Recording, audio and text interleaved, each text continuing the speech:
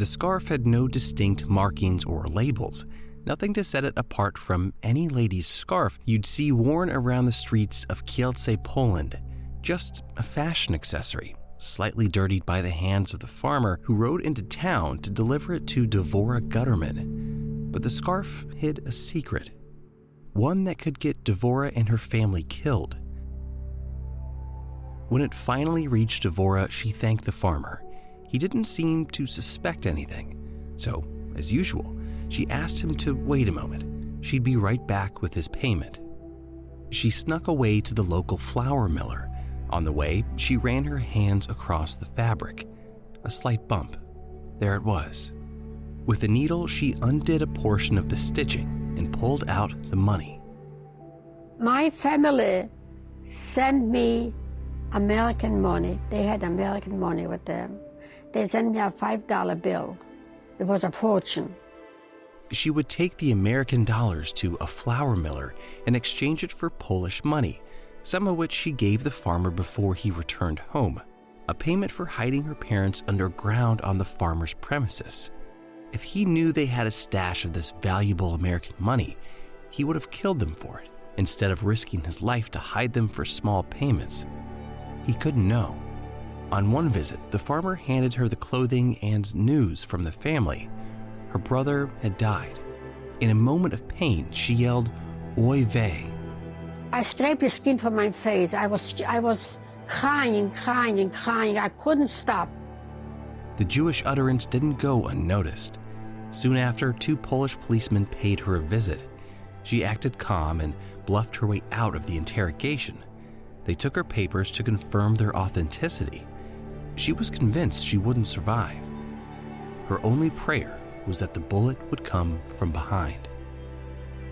I'm Doug Frazier, and this is Stars Among Us.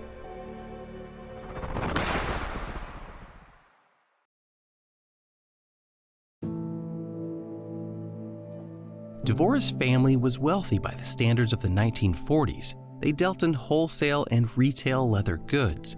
It was customary of the village poor to pick up their stipend from her father after Shabbat each week. He even offered interest-free loans to those who needed them. The cycle of loans had a greater purpose, as her father said, so the people would not feel they were recipients of charity. His charitable ways came to an end on a Friday evening, September 1st, 1939. The doors from the vault was closed, blocked, and Hitler began to empty little towns. If a Polish policeman or a German Nazi found a Jewish person outside of the city, he was shot on spot. Jews burned papers and money they didn't want to fall into German hands. Because people didn't think Devorah looked Jewish, she was able to obtain forged Polish papers for herself and her baby, Sheila. To survive, they hid in plain sight. When we had something which we didn't know the Germans to see, I put it on the bottom of the carriage, and I put a little blanket on the top of it, and I put my baby on it, and put it to sleep, and they didn't bother the baby. Devorah fled from city to city, each move prompted by a close call, a series of knots tied together, creating a ragged lifeline of survival. As Sheila learned to walk and speak, she played with other children, untarnished by the troubles of war, blissfully unaware that death was one mistake away. Life could come at the cost of just a single word. That word, coming from 3-year-old Sheila, was a simple yes. She was playing with children in the ghetto of Kielce, Poland. Her mother had rented an apartment there as a backup, a way to hide her Jewish identity. The kids asked Sheila if she was Jewish. Yes, she said. Polish policemen arrived at their apartment. It felt like deja vu. First, the close call with the policeman taking her forged papers, and now this. It was only a matter of time. Devorah was running out of options. They had to flee. But I have to find a place for my daughter. I cannot take her to the hiding. Where could you run with a young child? Their cries put everyone hiding with him at risk of being found. The only option left was to get Sheila into a Catholic school, a task that required permission from the Gestapo, permission she didn't ask for and couldn't, lest she sign her own death warrant and Sheila's. So Devorah fabricated a story, which she took from children's home to children's home in hopes that a kind heart would bypass the requirement. She practiced her story in her head, got all the details just right. Her husband was a German war prisoner, and she had to work in order to support herself and her child. But in order to work, she needed someone to take care of Sheila. Days passed. The response was always the same. Without permission from the Gestapo, there was no way they'd take Sheila in. Devorah's feet grew swollen from the miles she trekked. Desperate, she came upon a small school housing about 100 children. The nun who answered the door listened to Devorah's story. She told the nun she was starving. The tears came, and they didn't stop. These weren't plans. They weren't part of the practice story. They were the side effects of a mother desperate to survive in a time when millions wanted her and her daughter dead. After a moment, the nun took a deep, defeated breath. She didn't have the strength to tell Devorah no. She would take Sheila in without the Gestapo's permission, even though it would cost the nun her life if they found out. I left as soon as the sister told me, agreed to live there for 8 days. I went home, I got a dress from her somehow, and I dressed her up and I took her to the convent. When I came to the convent and I wanted to leave, she was holding me with both hands. They had her forced away from me, and I ran out. She was told she had 8 days, no more. But a month later, she returned and told another story about how her husband's family was too poor to take them in. Devorah was stalling. If she had just a little more time, she thought, the war would be over. Just a little more time. To save herself, she paid a farmer to take refuge in his chimney. The space was about, I would say, 5 feet by 5 feet.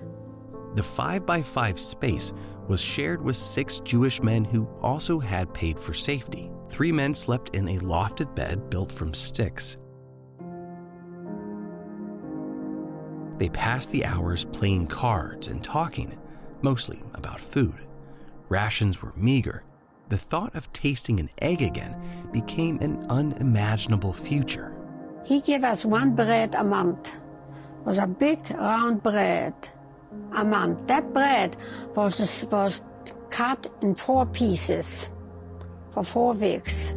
Each piece was cut in 7 pieces for 7 days. Food supplies were also low in the convent. The children lived on German rations, which barely kept them fed. Meals consisted of a thin slice of bread and a black coffee in the morning. Cabbage with water was the day's biggest meal. And then in the evening, another thin slice of bread and black coffee. Looking back, Sheila's memories of her time at the convent are spotty, but she does remember one thing: always being hungry. The night of January 13th, Devorah and the 6 men heard shots outside the chimney. The secret entrance opened, and the farmer stuck his head in. He said, we are in the middle. In one side are the Russian, the other side are the German. It's a wall. We are leaving now. I will leave this open. If you want, you can leave too. They figured they'd be safer inside the chimney than outside amongst the crossfire. So they stayed. For hours, their weak bodies ached with tension as the tempo of gunfire beat deep into the night. The soundtrack of a story unfolding a brick's width away. Suddenly everything stopped. We didn't know if the Russians are here or if the Germans are here. We didn't know who won. You understand? We just had to wait and see. Suddenly he came to the opening and he said, "Jesteście wolni, wyjście, you are free, come out." Devorah was liberated. 18 months had passed since she dropped Sheila at the convent. She was now 5 years old and had been ingrained with new ideals from the school. She was sitting on the steps next to a Russian soldier playing with his gun. And I said to her, "Shishunga, so the rubbish. Sheila, what are you doing? This gentleman teaches me how to shoot." "You don't know how to shoot. What for?" And she said, very angry, "Yes, Mommy, I want to know how to shoot. When I will know how to shoot, I will shoot all Jews." This is what they taught in a Catholic convent, the children. Over time, Devorah got Sheila to accept that Jews were good people. Slowly, I got her to accept that she's Jewish, accept that I'm Jewish, and to be proud of it. Devorah Gutterman passed away on December 30th, 2001.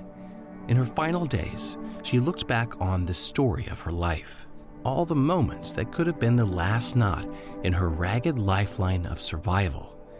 But with each day, the past takes another step back. Wounds heal and become scars. Pain's tenderness relaxes its grip, though it never fully lets go.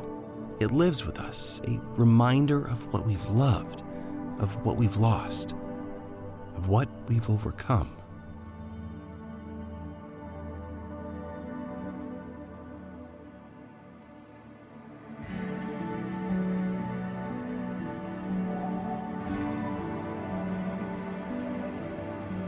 Stars Among Us is brought to you by the Holocaust Commission of the United Jewish Federation of Tidewater and other fine sponsors, and has been funded in part by a grant from Virginia Humanities. If you're interested in finding out more about the Holocaust and Devorah Gutterman's story, please visit holocaustcommission.org/starsamongus. Our producer is Elka Mendick. Our executive producers are Wendy Duran-Auerbach and Gail Litwin-Flax. Stars Among Us is distributed by WHRO Public Media.